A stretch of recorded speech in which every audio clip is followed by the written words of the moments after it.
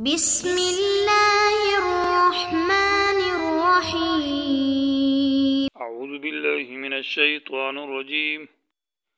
لن تنالوا البر حتى تنفقوا مما تحبون۔ عزیز طلبہ اکرام، سبق نمبر 263، آیت نمبر 92 تا 96، چوتھا سپارہ سورہ آل عمران۔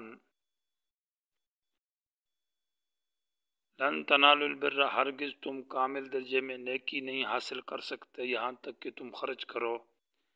اپنے مال اور جان میں محبوب ترین چیز،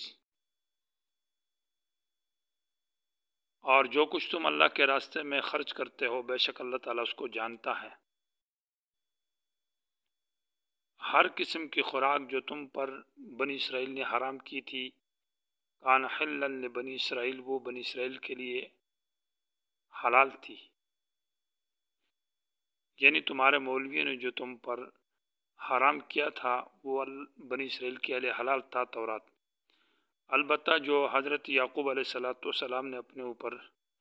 بطور پرہیز بند کیا تھا تورات کے آنے سے پہلے، کہہ دیجیے اے پیغمبر کہ لے آؤ تورات کو، پس پڑھو اس کو اگر تم اپنے اس دعوے میں سچے ہو۔ پس جو شخص اللہ پر جھوٹ باندھتا ہے اس کے بعد تو یہ بڑے ظالم لوگ ہیں۔ کہہ دیجیے اے پیغمبر کہ اللہ نے سچ کہا ہے، پس تم پیروی کرو ملت ابراہیمی کی جو توحید پر پکا تھا اور مشرکین سے بالکل تعلق نہ تھا۔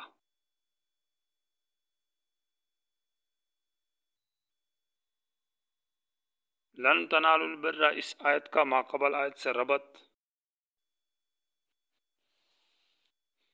آیت نمبر 90 اور 91 کے اندر یہ مسئلہ ہے، ذکر کیا کہ کافر جب کفر کی حالت میں مر جائے اور پھر وہ اپنا جرمانہ قیامت کے دن زمین بھرا سونا دے اور فدیہ دے تو اس سے قبول نہیں کیا جائے گا۔ سوال پیدا یہ ہوتا ہے کہ جب اتنا بڑا مال خرچ کر رہا ہے، اللہ کے راستے میں دے رہا ہے اللہ کی رضا کے لیے، تو کیوں قبول نہیں ہوگا؟ جواب یہ ہے کہ قبولیت کے لیے شرط یہ کہ اپنی محبوب ترین چیز کو خرچ کرے، تب وہ مقبول ہوگا اور تب اس کو نجات ملے گی، اور یہ جو اس نے خرچ کیا اس کی محبوب چیز نہیں ہے۔ نمبر 2 یہ ہے کہ محبوب کب ہوتی ہے؟ تو محبوب چیز انسان کی صحیح شحیح، حدیث میں آتا ہے جب انسان صحت مند ہو اور مال کے ساتھ حرص اور لالچ ہو تو اس وقت انسان کو مال محبوب ہوتا ہے۔ تو گویا کہ اس نے قبل الموت، حالت حیات اور زندگی اور دنیا کے اندر اس نے مال نہیں خرچ کیا، کیونکہ محبوب تو اس وقت تھا مال جب یہ دنیا میں زندہ تھا۔ اب مر گیا یا موت کے بعد مال محبوب نہیں ہے، کیونکہ مال کی ضرورت ہی نہیں ہے، تو زمانہ محبت کا چلا گیا۔ گویا کہ انفقوا مما رزقناکم من قبل ان یأتی یوم لا بیع فیہ ولا خلہ، کہ گویا کہ اس دن سے پہلے خرچ کرو جس دن میں خرید و فروخت اور کوئی چیز کام نہ آئے گی۔ تو یہ معنی ہے نالک من، حاصل کرنا، ہرگز تم حاصل نہیں کر سکتے البر، ثواب البر، نیکی کا ثواب جو کہ جنت ہے۔ یا یہ ہے کہ البر سے مراد یہاں پر یہ معنی نہیں کیا جائے گا کہ انفاق کے بغیر نیکی نہیں حاصل کی جا سکتی، کیونکہ نفقہ اور انفاق کے بغیر بھی تو نیکی حاصل ہوتی ہے، نماز، روزہ، زکوٰۃ، حج وغیرہ وغیرہ۔ جواب یہ ہے کہ باب النفقات کے اندر نیکی جو کامل درجے میں ہے، انسان صدقے اور خیرات کے اندر کامل درجے میں نیکی اس وقت حاصل کر سکتا ہے یہاں تک کہ تم خرچ کرو اپنے مال میں محبوب چیز، اعلیٰ چیز، اور وہ صحت کے زمانے میں اور مال کے ساتھ محبت کے زمانے میں خرچ کرو۔ بعض حضرات نے کہا مما تحبون سے مراد جان ہے اور انسان کی روح ہے، تو اپنی جان اور روح کو اللہ کے راستے میں خرچ کرو، یہ بھی محبوب ہے اور مال بھی محبوب ہے۔ اور جو خرچ کرتے ہو تو بسبب الجہاد کے اور بالعلم کے والدرس کے، کہ اپنی جان کو اور اپنے مال کو اللہ کے راستے میں جہاد کے لیے خرچ کرو، اسی طرح علم کے لیے اس کو تکلیف میں اور مشقت میں ڈالو۔ وما تنفقوا من شیء، اور جو کچھ تم خرچ کرتے ہو فإن اللہ بھی علیم، اللہ اس کو جانتا ہے، اس پر اللہ اجر دے گا۔ کل الطعام کان حلا لبنی اسرائیل، یہ وہ اعتراضات جو نبی علیہ السلام پر کیے جا رہے تھے، ان میں دوسرا اعتراض ہے شبہ، کہ ہم آپ کو رسول اس لیے نہیں مانتے کہ آپ ملت ابراہیمی کے مخالف ہے۔ ملت ابراہیمی میں اونٹ کا گوشت جو ہے وہ حرام تھا، اور اونٹ کا دودھ بھی حرام ہے، اور آپ اس کو حلال کہتے ہیں، گویا کہ آپ ملت ابراہیمی کے مخالف ہے، اس لیے ہم آپ کو رسول نہیں مانتے۔ تو اس کا جواب دیا کہ ایسی بات تم جھوٹ باندھتے ہو، ملت ابراہیمی کے اندر یہ تو حلال تھا ملت ابراہیمی میں، بلکہ حضرت یعقوب علیہ السلام، حضرت موسیٰ علیہ السلام تک بعد میں بھی اونٹ کا گوشت اور دودھ تو حلال تھا، حرام نہیں تھا۔ البتہ جن چیزوں کو تم حرام سمجھتے ہو وہ تمہارے مولویوں نے تم پر حرام کی ہے۔ ہاں، اونٹ کا گوشت حضرت یعقوب علیہ السلام نے اپنے اوپر بند کیا تھا، وہ عرق النساء کی بیماری تھی، اور بطور علاج اور پرہیز کے اپنے اوپر بند کیا تھا، وہ شرعی تحریم نہیں تھی کہ بطور شریعت اس کو حرام ٹھہرایا تھا۔ یہ تم گویا کہ جھوٹ بولتے ہو۔ کل الطعام، ہر قسم کی خوراک، طعام بمعنی مطعومات کے، تو یہ سوال ہوتا ہے کہ ہر قسم کی خوراک تو بنی اسرائیل کے لیے حلال نہیں تھی، تو کلو کی اضافت جو طعام کی طرف، یہ اضافت برائے عہد کے ہے، اضافت عہدی ہے، معنی خاص قسم کے طعام مراد ہے۔ کل الطعام وہ طعام مطعومات جو تمہارے اوپر تمہارے مولویوں نے، پیروں نے بند کیا تھا، حرام کیا تھا، کان حلن، یہ حلال تھا بنی اسرائیل کے لیے، الا ما، مگر وہ چیز حرمہ جو بند کی، یہاں تحریم بمانا منع کہ ہے، تحریم شرعی نہیں ہے کہ اس کو حرام بنایا، بلکہ بند کیا تھا اسرائیل معنی یعقوب علیہ السلام نے، علی نفسی، اپنے نفس پر، بیماری کی وجہ سے، یا یہ ہے کہ اگر یہ بیماری ٹھیک ہوئی، جو اپنی محبوب چیز تھی کہ گوشت اور دودھ، یعنی مشروب اور معقول میں محبوب چیز جو کہ اونٹ کا گوشت ہے اور دودھ ہے، یہ گویا کہ اس نے اپنے اوپر بطور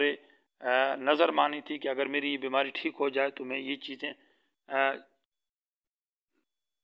نہیں کھاؤں گا جب تک یہ میری یہ بیماری ٹھیک نہ ہوئی، ان چیزوں کو مجھ پر بند ہے۔ یا وہ عرق النساء کی وجہ سے، من قبل ان تنزل التورات، تورات کے نازل ہونے سے پہلے قل کہہ دیجئے پیغمبر، فاتو لیاؤ بالتورات کو، فتلو، اس کو پڑھو، اس کے اندر یہ بات موجود ہے، ان کنتم صادقین، اگر تم اس دعوے میں سچے ہو، لہذا اس رسول سے انکار کرنا یہ بات تمہاری غلط ہے۔ فمن افطرا، اب یہ ہے کہ ساتھ ساتھ افطرا بھی کرتے ہو علی اللہ، یہ دین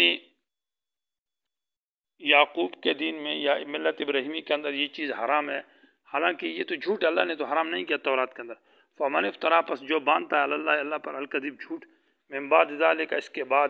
فاولئک هم الظالمون، تو یہ بڑے ظالم ہے کہ ایک تو بات بھی غلط کرتے ہیں اور دوسرے یہ کہ اللہ پر جھوٹ بولتے ہیں۔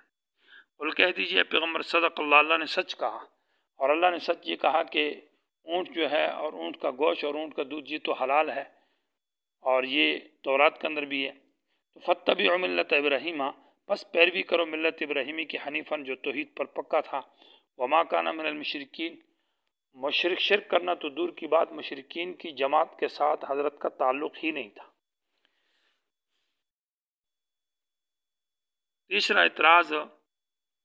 آخری اعتراض کہ نہ اول بیت، ہم آپ کو نبی اس لیے نہیں مانتے کہ آپ جو ہے ملت ابراہیمی پر نہیں ہے، کیونکہ ہم جو ہے ملت ابراہیمی پر تو ہم ہیں، کیونکہ ہمارا قبلہ جو ہے وہ قدیم ہے، بیت المقدس، اور آپ کا قبلہ بیت اللہ وہ تو منسوخ ہو چکا ہے، لہذا آپ جو ملت ابراہیمی کا دعویٰ کرتے یہ صحیح نہیں ہے، ملت ابراہیمی پر ہم ہیں، لہذا ہمارے مذہب پر آ جاؤ۔ اس پر جواب دیا کہ نہیں، ان اول بیت وضع للناس، کہ سب سے پہلا قبلہ تو وہ بیت اللہ ہے، اور ساتھ ساتھ یہ ہے کہ ابراہیم علیہ السلام نے بیت اللہ میں حج کیا ہے، تو ابراہیم علیہ السلام کا قبلہ تو بیت اللہ ہے، اس لیے کہ ابراہیم علیہ السلام نے بیت اللہ کی تعمیر کی، اور جو بڑی عبادت ہے بیت اللہ کو حج و عمرہ کے لیے فرض کیا گیا، وہ تو ملت ابراہیمی سے چلا آ رہا ہے۔ تو اس کا جواب یہ کہ ان اول بیت، سب سے پہلا گھر، وضع، جو بنایا گیا، للناس، سے لوگوں کے لیے، یہاں اولیت سے اولیت مطلقہ مراد لی جائے کہ معنی ابتداءً اللہ نے جو گھر بنایا ہے تو وہ بیت اللہ ہے، اور ثانیاً بیت المقدس ہے۔ اللہ تبارک و تعالیٰ نے آسمانوں و زمینوں کو بنایا تو فرشتوں کو حکم دیا کہ زمین میں ایک گھر بنایا جائے، اور وہ بیت اللہ بنایا گیا۔ پھر آسمان میں ایک گھر بنایا جائے جس کو بیت المعمور کہا جاتا ہے، اسی کے سیدھ میں یہ دوسرا گھر ہے۔ اور اس کے 40 سال بعد جو ہے وہ بیت المقدس کو بنایا گیا ہے، اور فرشتوں کو اللہ تعالیٰ نے گویا کہ بیت المقدس بیت اللہ کے 40 سال بعد ہے۔ پھر حضرت آدم علیہ السلام نے بیت اللہ کی تعمیر کی، پھر حضرت شیش علیہ السلام نے،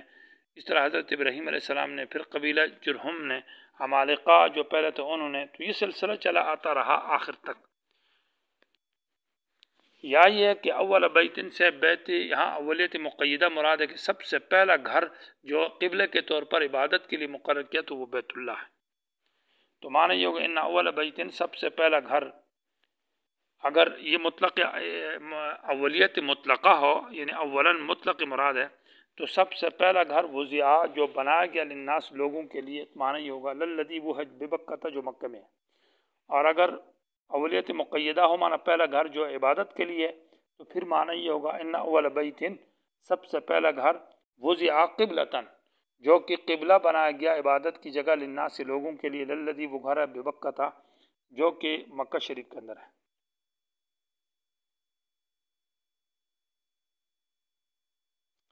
بکہ کا معنی،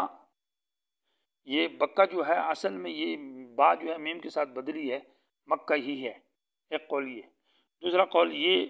قول مجاہد کا ہے، دوسرا قول یہ ہے کہ یہ بکہ جو ہے یہ بیت اللہ کو کہا جاتا ہے، اور مکہ جو ہے نا پورے شہر کو کہا جاتا ہے، یہ امام مالک رحمہ اللہ کا قول ہے۔ اور تیسرا یہ ہے کہ بکہ مسجد حرام کو کہا جاتا ہے اور بیت اللہ پورے اس شہر کو کہا جاتا ہے، یہ بعض کا قول ہے۔ باعتبار اشتقاقی معنی کہ بکہ بمعنی یہ ازدحام کے ہے، تو بیت اللہ کے اندر بھی بہت رش اور ازدحام ہوتی ہے، ہر وقت رش ہوتی ہے، اس لیے اس کو بکہ کہا جاتا ہے۔ یا یہ کہ بکہ بمعنی تبک کو اعناق الجبابرہ، ظالم لوگ جو بیت اللہ کی طرف بری نیت سے آتے ہیں، اللہ ان کی گردنوں کو یہ توڑتا ہے، تو ایسی توڑی گئی ہے، گردنوں کو توڑنے کے معنی میں آتا ہے۔ اور مکہ جو ہے یہ کمی کے معنی میں آتا ہے، اور کمی اس لیے کہ اس میں پانی نہ تھا، پانی کی کمی تھی۔ یا مکہ اس ہڈی کو کہا جاتا ہے جس کے اندر مغز ہو، اور تو مراد اس میں مشقت ہے کہ بیت اللہ کے اندر بہت مشقت کی جاتی ہے مکہ کو، اس لیے مکہ کہتے ہیں کہ حج اور عمرہ اور عبادات کے اعتبار سے۔ مبارکاً، یہ دوسری خوبی ہے اس کی، سب سے پہلا گھر جو ہے بیت اللہ، اس کو پہلا قبلہ بنایا گیا۔ دوسرا یہ ہے کہ مبارکاً یہ برکت والا ہے، اور برکت اس میں حج عمرہ ہوتا ہے، یہ برکات ہے۔ اسی طرح حج عمرہ کے ساتھ گناہ معاف ہوتے ہیں، طواف اور سعی ہوتی ہے، اس سے گناہ معاف ہوتے ہیں، باقی اس میں عبادات ہوتی ہے، ہر وقت 24 گھنٹے میں کہیں نہ کہیں اس میں کوئی نماز پڑھ رہا ہوتا ہے، اور اس طرح برکات دنیاوی ہر قسم کے ثمرات اور میوے اس کے اندر موجود ہے۔ تو یہ بہت مبارکاً برکت کا ذریعہ، وہدی للعالمین، اور یہ ہدایت کی جگہ ہے۔ یہ ہدن مصدر ہے بمعنی ظرف کے ہے، یعنی موضع الہدایت، ہدایت کی جگہ للعالمین، تمام عالم کے لیے۔ تو تمام عالم کے لیے جب ہدایت ہے تو گویا کہ سب کا جو کہ قبلہ ہے بیت اللہ ہے، حتیٰ کہ حضرت موسیٰ علیہ السلام، حضرت عیسیٰ علیہ السلام کا قبلہ بھی علماء نے لکھا ہے کہ بیت اللہ ہی رہا ہے۔